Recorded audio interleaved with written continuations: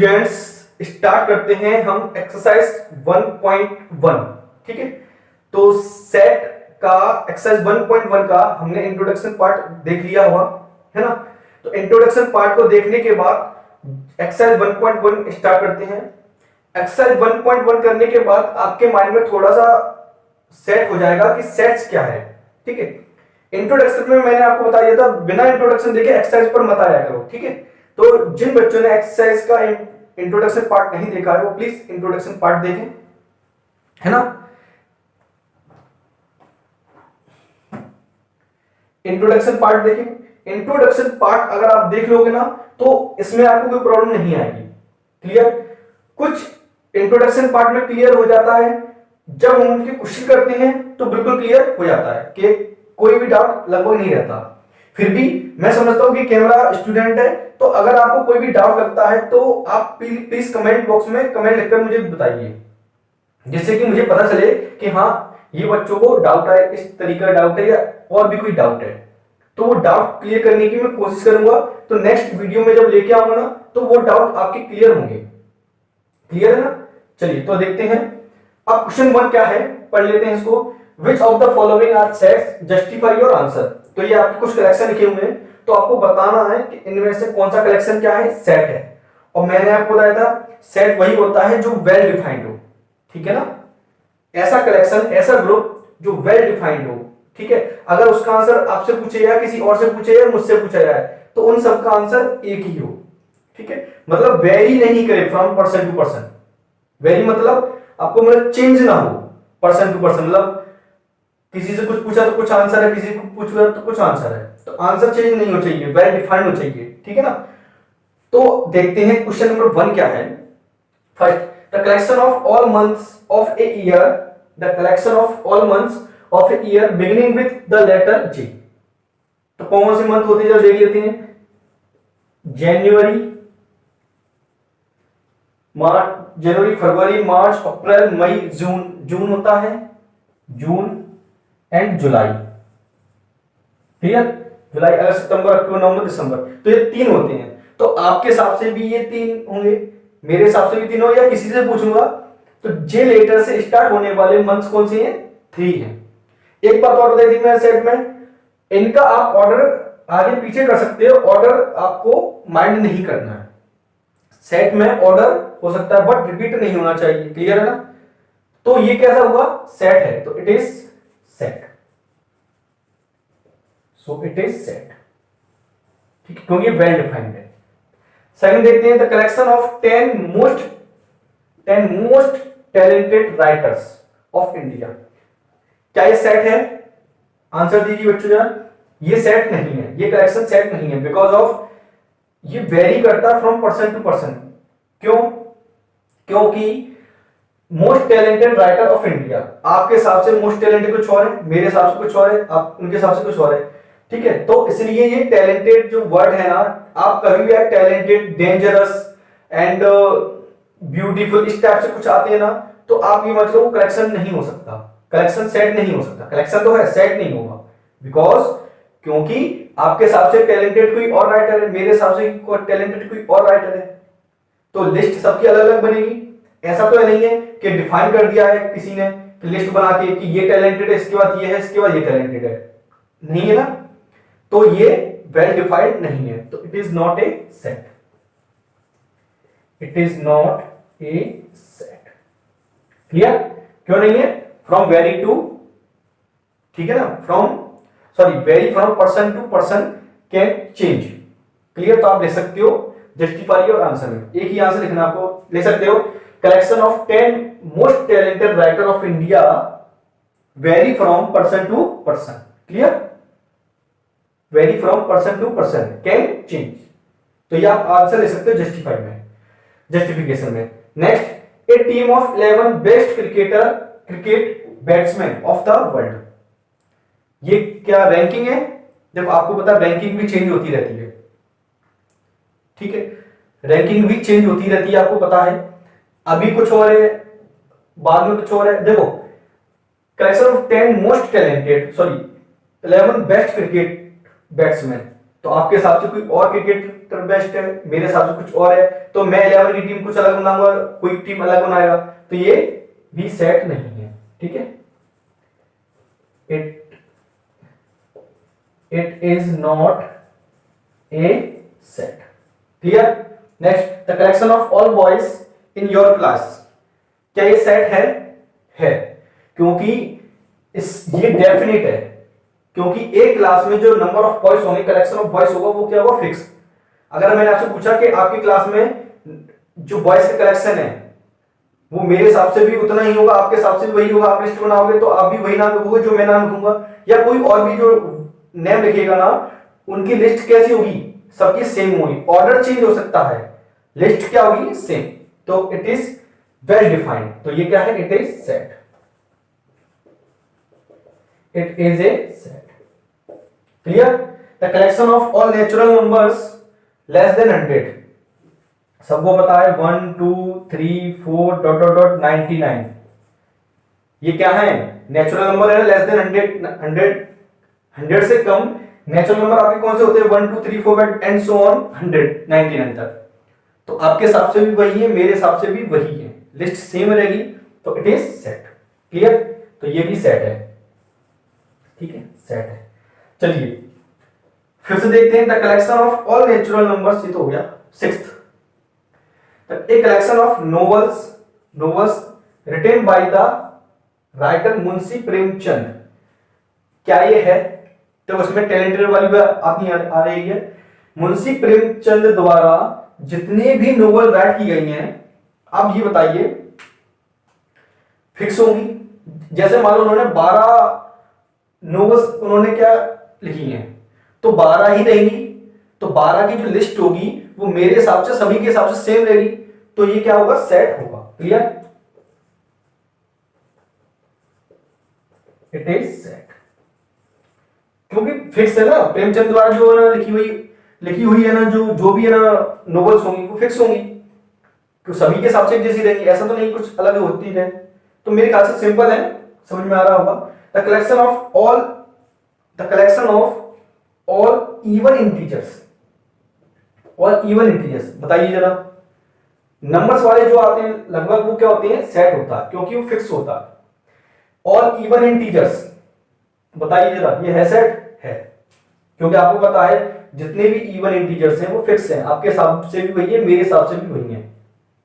ठीक है, इसमें ये देखना जरूरी नहीं है कि फिक्स्ड है, मतलब इसमें जो एलिमेंट है वो फिक्स्ड है, ज्यादा भी हो सकते हैं कम भी हो सकते हैं, बट डेफिनेट होना चाहिए, पता होना चाहिए कि हाँ लिस्ट होगी तो सबकी सेम होनी चाहिए, वेरी नहीं करना चाहिए, मतलब चेंज नहीं होना चाहिए फ्रॉम पर्सन टू पर्सन। ठीक है ना, तो ये सेट है।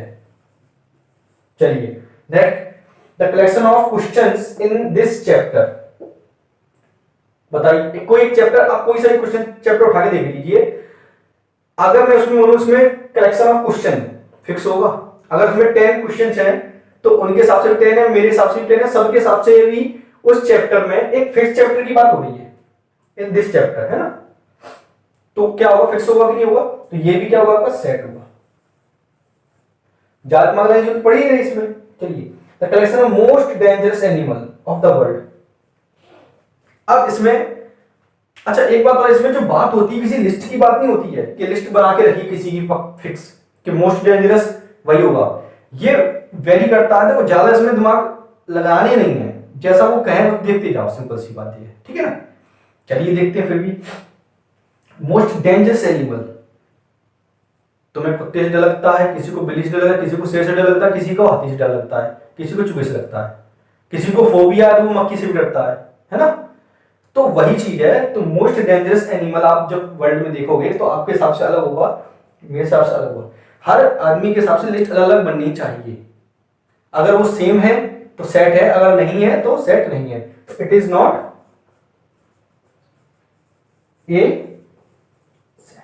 क्लियर, तो आप नोट करना तो नोट कर लीजिए, फिर नेक्स्ट क्वेश्चन देखते हैं। क्वेश्चन नंबर 2 देखते हैं। लेट ए इक्वल टू, आपको एक सेट गिवन है, देखो अब देखो समझो अच्छे से, सेट इस टाइप से आपको गिवन होगा। ठीक है, ये कौन सा फॉर्म है, टेबुलर फॉर्म है ना, रोस्टर फॉर्म, और एक होता है सेट बिल्डर फॉर्म, तो ये है आपका टेबुलर फॉर्म्स और इसको कहते हैं roster form. Insert the appropriate symbol this is epsilon, ठीक है, इस सिंबल का नाम क्या है, एप्सिलॉन, पढ़ते क्या है इसको, बिलोंग्स टू, और this is does not belongs to, ठीक है, इन द ब्लैंक स्पेसेस। तो आपको मैंने बताया था बिलोंग्स टू मतलब एप्सिलॉन पढ़ते हैं, सिंबल का नाम है एप्सिलॉन, ठीक है, लेकिन पढ़ते क्या है, बिलोंग्स टू। अगर कोई भी यहां एलिमेंट है, ध्यान रखना इस बिलोंग्स टू कब बोला जाएगा, इस हमेशा ध्यान रखना, अब आगे क्वेश्चन आएंगे ना तब आपको क्लियर होगा। राइट हैंड साइड में हमेशा सेट लिखा जाता है, अच्छे से सुनो ध्यान से, ठीक है, बहुत ध्यान से सुनना। राइट साइड में हमेशा सेट लिखा जाता है और लेफ्ट हैंड साइड में हमेशा क्या लिखा जाता है, एलिमेंट। किसका एलिमेंट, उस सेट का एलिमेंट। हो सकता है, नहीं भी हो सकता, अगर होगा तो एप्सिलॉन, अगर नहीं होगा तो sorry belongs to, does not belongs to. Clear, ये आपका सिंबल है, ध्यान रखना हमेशा इस बात को, मैं अभी आगे भी एक्सप्लेन करूंगा। तो ए इक्वल टू देखते हैं, तो 5 इसमें है, एप्सिलॉन सिंपल है बहुत। 8 इसमें है, नहीं है, तो डज नॉट बिलोंग्स टू। 0 इसमें है, नहीं है, डज नॉट बिलोंग्स टू। 4 इसमें है बिलोंग्स टू, पढ़ते क्या है, 4 बिलोंग्स टू ए। 2 इसमें है बिलोंग्स टू। 10 इसमें नहीं है, तो डज नॉट बिलोंग्स टू। हो गया, इतना ही करना था इसमें बस, तो आप ऐसे पहचान सकते हो, ठीक है। दिस यहां एलिमेंट होगा, यहां क्या होगा, सेट। क्लियर, नोट कर लीजिए। चलिए क्वेश्चन नंबर 3 है, इसमें आपको कुछ सेट गिवन है, आपको किस फॉर्म में लिखना, रोस्टर फॉर्म में। किस फॉर्म में, रोस्टर फॉर्म में। रोस्टर फॉर्म क्या है, आपको जितने भी एलिमेंट्स गिवन होते हैं ना, जितने भी एलिमेंट्स आपको गिवन होते हैं उन सभी को लिस्टेड करना होता है ना, ठीक है ना, लिस्टेड करना होता है। चलिए देखते हैं। अब इसमें थोड़ा सा मैं एक नॉलेज और दे देता हूं। अब देखो ए बी सी और डी, आपको ये सेट दिख रहे हैं ना, ये है आपके सेट बिल्डर फॉर्म में। किस फॉर्म में, सेट बिल्डर फॉर्म में है। ये नॉर्मली सेट लिखा हुआ है but not set builder form. Clear, तो ये भी सेट है but not set builder form. और ए बी सी और डी आपके सेट बिल्डर फॉर्म में, ठीक है, तो इनको फॉर्म किस चेंज करना है, रोस्टर फॉर्म में। क्लियर, तो ये लिखे हुए हैं, तो देखते जाते हैं, सिंपल है बहुत। देखो ये है आपका x a equal to x such that x, कैसे मतलब x such x is an integers. x क्या है, इंटीजर्स लिखने हैं आपको, मतलब इसमें जो एलिमेंट है वो कैसे आएंगे, इंटीजर्स आएंगे। अब कंडीशन क्या है next, -3 less than x less then 7। ये सेट बिल्डर फॉर्म में आपको इसलिए बताया क्योंकि आगे अब आपको क्वेश्चन कुछ ऐसे दिए गए जो रोस्टर फॉर्म में गिवन होंगे, उनको चेंज किस में करना होगा, सेट बिल्डर फॉर्म में। तो इस तरीके से लिखेंगे x सच दैट x, जो भी कंडीशन होगी वो, ठीक है। चलिए तो इंटीजर्स लिख रहे हैं, -7 -3 से बड़े होने चाहिए क्योंकि x इज ग्रेटर देन -3 और लेस देन 7। तो आपको पता है कौन से सेट होते हैं, कौन से इंटीजर्स होते हैं, -3 से बड़े, यानी कि इस साइड बढ़ना है, ठीक है, राइट हैंड साइड। तो -2 -1 0 1 2 3 4 5 एंड 6, दिस इज इंटीजर्स, है ना, ये इंटीजर्स ही तो है। तो ये आपको किस फॉर्म में चेंज हो गया, रोस्टर फॉर्म में, ठीक है, हो गया answer. Next x such that x is a natural number less than 6, बहुत ही सिंपल है ये तो। नेचुरल नंबर लिखने हैं आपको, वो भी 6 से छोटे, तो 1 2 3 4 और 5, ये हो गया आपका रोस्टर फॉर्म। एलिमेंट यहां पर लिख सकते हो, रिपीट नहीं होना चाहिए, है ना, ध्यान रखना है। Next x is A 2 digit number, natural number. एक तो क्या लेना है आपको, नेचुरल नंबर लेना है, 2 डिजिट का लेना है, जिनकी डिजिट कितनी होनी चाहिए, 2 होनी चाहिए। Such that the sum of its digit is 8। तो आपको एक सेट लिखना है, तो देखो ऐसे लिखना है, जो 2 डिजिट का नंबर होना चाहिए और उनका जो सम डिजिट का सम करें तो कितना हो जाए, 8। तो स्टार्टिंग करते हैं 1 से, तो 1 7 ऐड करो, कितना आएगा, कितना आएगा 8। 1 7 होगा तो एक 7 1 भी होगा, मैं एक साथ ही लिखते जा रहा हूं, ऑर्डर लिखने की जरूरत नहीं है, आप ध्यान रखो बस। 1 7 7 1। नेक्स्ट बढ़ते हैं, एक बढ़ाओ एक कम करो, 2 6 6 2 3 5 5 3, सही है ना। अब 4 4, अब इसको आप पलटोगे तो नंबर तो वही रहेगा और नंबर रिपीट नहीं होना चाहिए। अब ये हो गया, एक लास्ट नंबर और बचता है जिसको हम कहते हैं 80, क्योंकि इसका भी सम कितना होगा, कितना होगा, 8 होगा। बट हम इसको इसमें 08 नहीं ले सकते, this is not A 2 digit number, क्योंकि आगे ये 0 लिखा वो माना ही नहीं जाएगा ना, ये 1 डिजिट नंबर ही है। ठीक है, तो ये आपका क्या होगा, कलेक्शन हो गया। ठीक है, समझ में आ गया ना। चलिए D, x is A prime number which is divisor of 60, divisor of 60, आपको प्राइम नंबर लेनी है और जो किससे डिवाइड चला जाएगा उसमें, 60 से। तो सिंपल सी बात ये, आपको 60 की क्या करनी है, फैक्टर करनी है, सिंपल सी बात ये है। तो 2 से 30, 2 से 15, 3, 5, 5, तो क्या आएगा इसका सेट, b इक्वल टू 2, एक बार और आ रहा है 2 तो 1 बार ही लिखना है आपको, 3 and 5। तो आप देख लो 2, 3, 5 ऐसे प्राइम नंबर हैं जो 60 से डिविजिबल हैं, क्योंकि यही एक इसको क्या है, प्राइम फैक्टराइजेशन। देखो डिविजिबल तो बहुत सारे हैं, 12 है, 10 है, 6 है, but not a prime number. आपको क्या लेना है, प्राइम नंबर। ठीक है, तो ये हो गया। चलिए नेक्स्ट देखते हैं, बहुत सिंपल क्वेश्चन है, बहुत ही सिंपल क्वेश्चन है ये, आप देखते जाओ। पूरा सेट चैप्टर आपको बहुत सिंपल चैप्टर है, बस धीमे धीमे डेफिनेशन क्वेश्चन करते जाओ, कोई दिक्कत नहीं आएगी आपको। ठीक है, बहुत ही जो डेफिनेशन है वही क्वेश्चन है उसके एक तरह से। ठीक है, तो the set of all letters in the word trigonometry, तो आपको ट्रिग्नोमेट्री के जो लेटर हैं उनका क्या लिखना है, कलेक्शन लिखना है, लेटर लिखनी है। ठीक है, चलो देखो letter T, then R, then I, then G, O, N, O आ चुका है तो O रिपीट नहीं होना चाहिए, M, E आ चुका है, नहीं E नहीं आया, E, then T, T आ चुका है, रिपीट नहीं होना चाहिए लेटर, T आ चुका है, R भी आ चुका है, और एंड लास्ट Y। देखो तो कहा जाए ट्रिग्नोमेट्री जो वर्ड है वो किन कौन से लेटर से मिलकर बनाओ, ये लेटर है, इन लेटर की जरूरत होगी इनको बनाने के लिए। ठीक है, ऐसे ये है तो इसको भी लिख देते हैं F इक्वल टू, ठीक है ना, the set of all letters in the word better. तो B, E, T और E 2 बार है तो एक बार लिखना है, T भी 2 टाइम्स है और 1 टाइम लिखना है, तो B, E, T, R की जरूरत है। तो ये क्वेश्चन भी हो गया, छाप लो जल्दी से फटाफट, बहुत सिंपल क्वेश्चन है। तो क्वेश्चन नंबर 3, क्वेश्चन नंबर 4 देखते हैं। 4 में क्या है, 4 में आपको चेंज करना है सेट बिल्डर फॉर्म में। ठीक है, right the following sets in the set builder form. ठीक है, तो ये किस फॉर्म में गिवन है आपको, रोस्टर फॉर्म में गिवन है, सेट बिल्डर फॉर्म में आपको चेंज करना है। क्लियर, तो करने का तरीका क्या है, अब ध्यान से देखना इसको।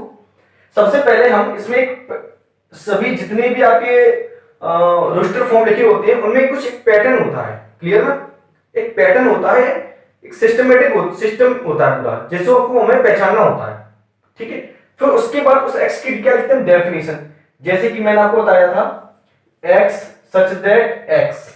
अब एक्स क्या है यहाँ पर, मतलब एक एक लेटर कुछ प्रॉपर्टी बता रहा होगा। देखो यहाँ पे आप दिख रही होगी, यहाँ पे 3 की टेबल लिखी हुई है, 3, 3 2 या 6, 3 3 या 9 और 3 4 या 12। 3 की टेबल है मतलब 3 के मल्टीपल है, मल्टीपल ऑफ 3 है, तो उसको आप लिखोगे, या फिर ये लिख सकते हो कि x is a multiple of 3। देखो मैं आपको तरीका लिखने दिखाता हूं कई तरीके से, बट हम सिंपल वे से लिखेंगे, बट मैं आपको दोनों तरीके बताता हूं आपको। आप ये भी लिख सकते हो कि x is a multiple of 3। ठीक है, x is a multiple of 3, but हमें यहाँ x को क्या करना है, डिफाइन, कहां तक मल्टीपल है, लेस देन कितना लिख सकते हैं हम, 30। ठीक है, अब मल्टीपल हमने लिख दिया, अब यहां पे ये भी डिफाइन करना होगा कि नेचुरल नंबर है कि रियल नंबर। देखो जब आप क्लास 11th में आ चुकी हो तो ये माना जाता है कि आपने सभी नंबर्स पढ़े हैं, real numbers, integers number, rational number, irrational number सभी डिफाइन हो चुके हैं। अब आगे चल के हम थोड़ा सा इंटरवल पढ़ेंगे, ठीक है ना, इंटरवल के बारे में पढ़ेंगे, इंटरवल क्या होता है। बट अभी आप यहाँ पर आपको इतना समझ में आना चाहिए कि यहाँ पे आप जो भी नंबर डिफाइन करोगे तो आपको लिखना पड़ेगा, तो वो नेचुरल नंबर है, ठीक है, या इंटीजर्स नंबर है, या जो भी है। तो यहाँ पे आपको नेचुरल नंबर भी डिफाइन करना होगा। तो यहाँ लिखोगे x is a multiple of 3 या फिर x is a natural number and multiple of 3 less than 13। तो बहुत बड़ा सेंटेंस बन जाता है, इसलिए मैं इसका एक तरीका बताता हूं जो आपने पढ़ा था बिलोंग्स टू और इन सब का यूज करके हम मदद करेंगे। कैसे देखो ऑप्शन, इसको हम लिखेंगे कैसे, देखो शॉर्ट में स्टेटमेंट फॉर्म में। देखो ध्यान देखना, ध्यान से देखना, x equal to x is a multiple, x multiple मतलब क्या होगा, x की वैल्यू जो होगी वो 3n टाइप होगी, 3 1 जा 3 2 जा 3 3 जा 3 4 जा। अब n यहां पर क्या होगा, n is a natural number, क्या लिखोगे आप, क्या लिखोगे आप, where n belongs to capital N, मतलब यहां n की वैल्यू आप क्या लोगे, नेचुरल वैल्यू लोगे, मतलब 1 2 3 4 5 6 कहां तक लोगे, 1 से लेकर 4 तक। तो यहां कैसे लिखोगे, देखो ध्यान से, 1 से लेकर कहां तक, 4 तक, बीच में x less than equal to और लेस देन इक्वल टू। इसका मतलब ये होता है जिसकी वैल्यू आपको लिखनी होती है मिडिल में, इसको हम बाद में इंटरवल की फॉर्म में लिखेंगे, बट अभी हमें आपको यही ऐसे लिखना होगा। कैसे, देखो यहां पे हमें x की वैल्यू का मतलब क्या है, 1 से बड़ी है एंड इक्वल, 4 से छोटी है एंड इक्वल। तो x की वैल्यू क्या होगी, 1 2 3 सॉरी n की वैल्यू क्या होगी 1 2 3 4। तो जब n की वैल्यू आप यहां पुट करोगे 1 तो 3 1 जा 3 आ जाएगा, फर्स्ट एलिमेंट आ गया। 2 पुट करोगे तो 3 2 या 6 तो 6 आ जाएगा। 3 पुट करोगे तो 3 3 या 9, 4 पुट 3 4 या 12, तो सभी एलिमेंट आ गए।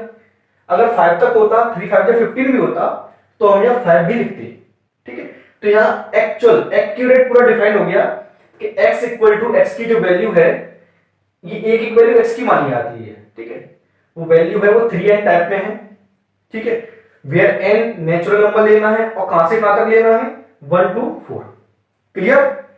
s अब इसको देखते हैं, x सच दैट, अब x किस टाइप में लिख रहा है, देखो आप, मुझे दिख रहा है 2 to the power n 2 3 4 5। अब आप ये कहो सर आपको कैसे पता चला, ये बेटा प्रैक्टिस से आएगा, है ना।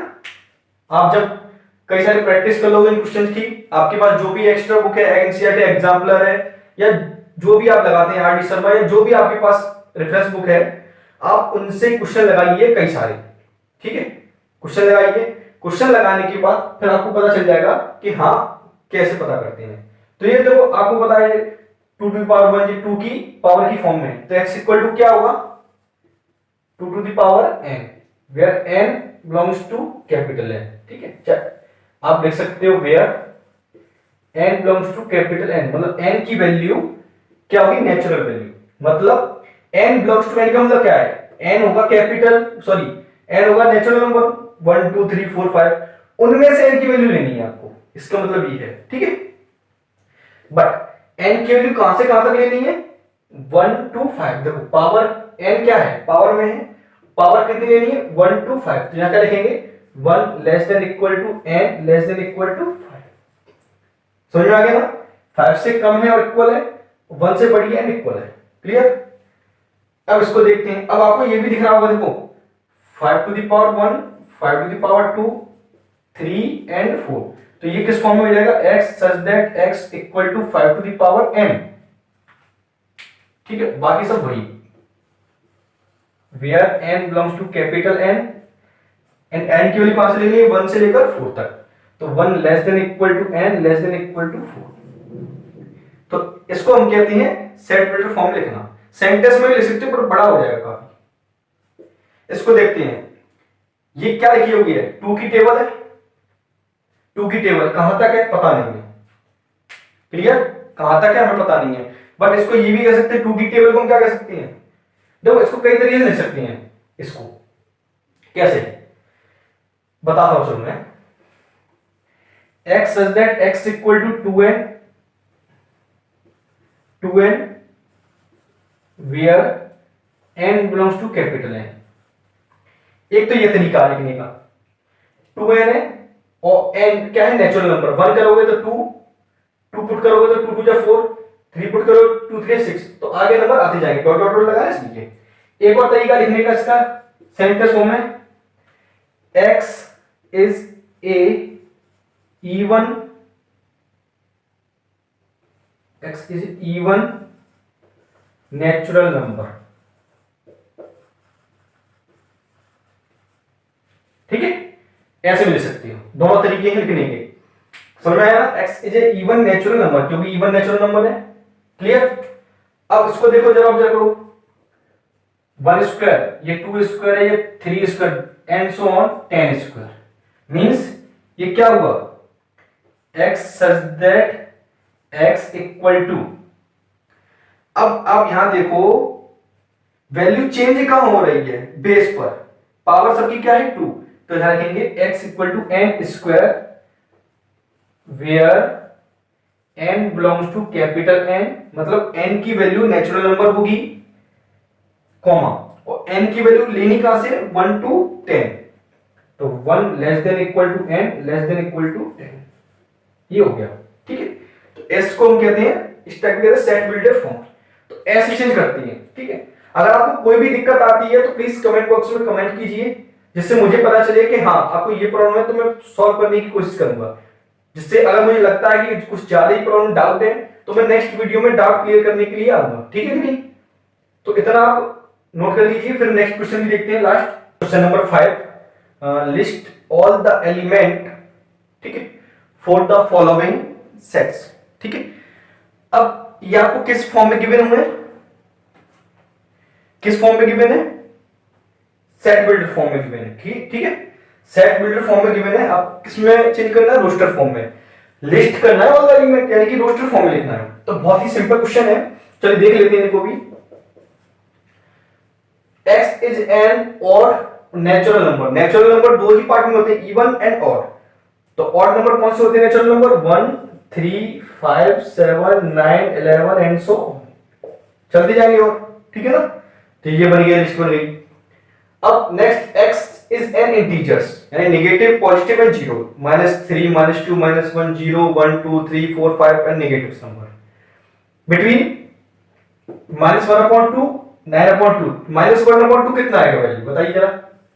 0.5, 9/2 कितना आएगा? 4.5।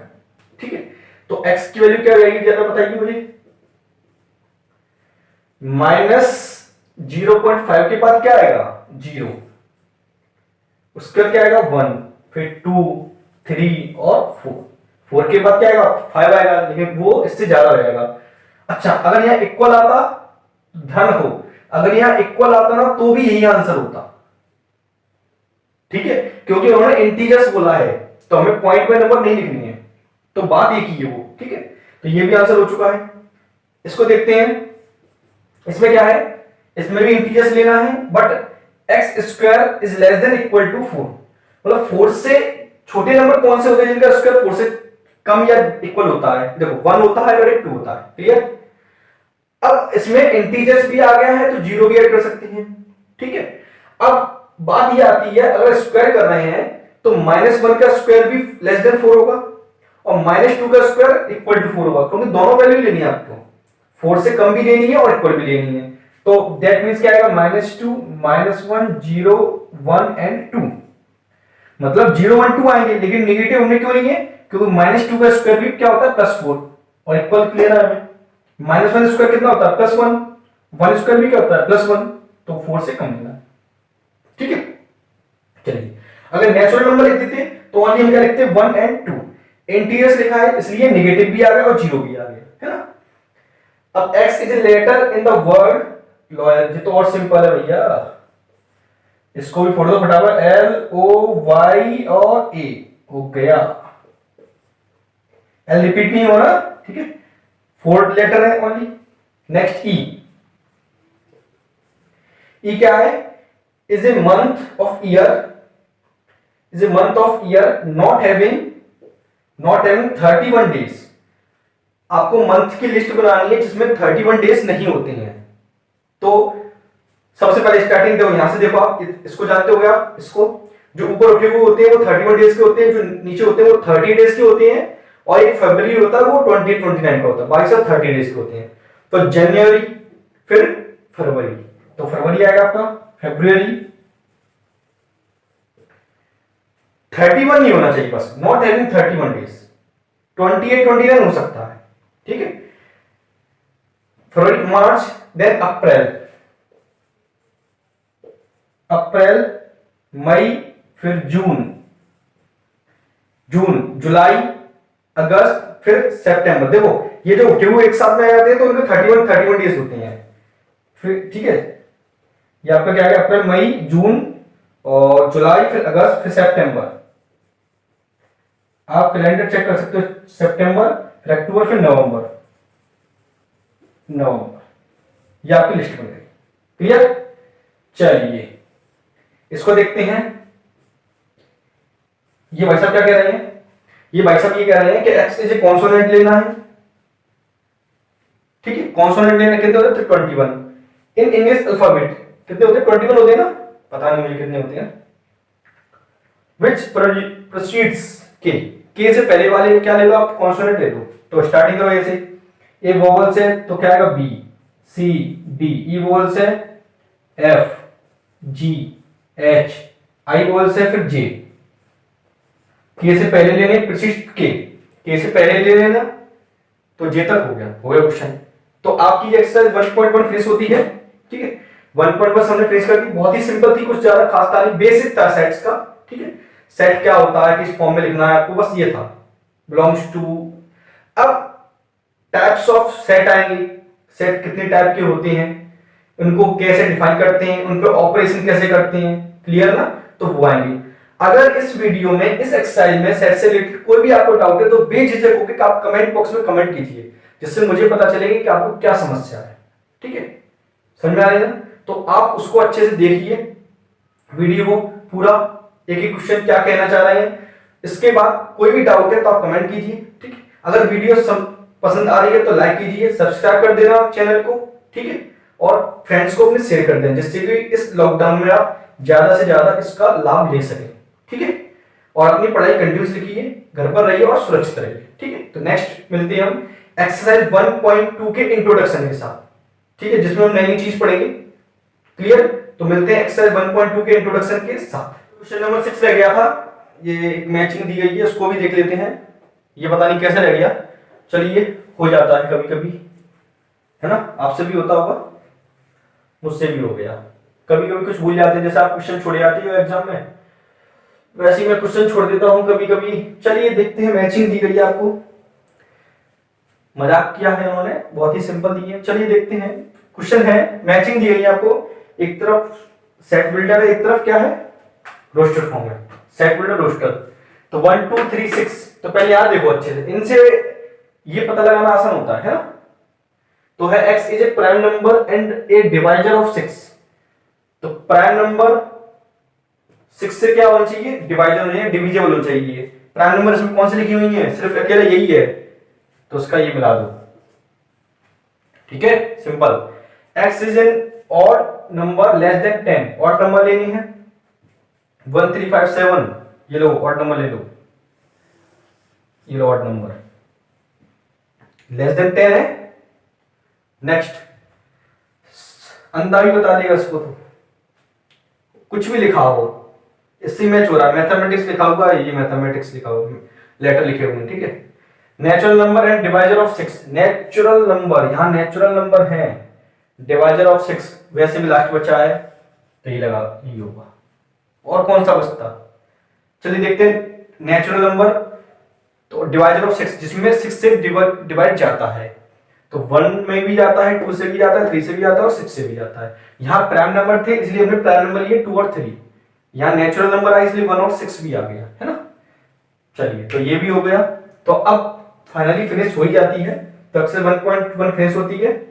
तो नोट क्या करना है, कर लो इसको फटाफट, ठीक है।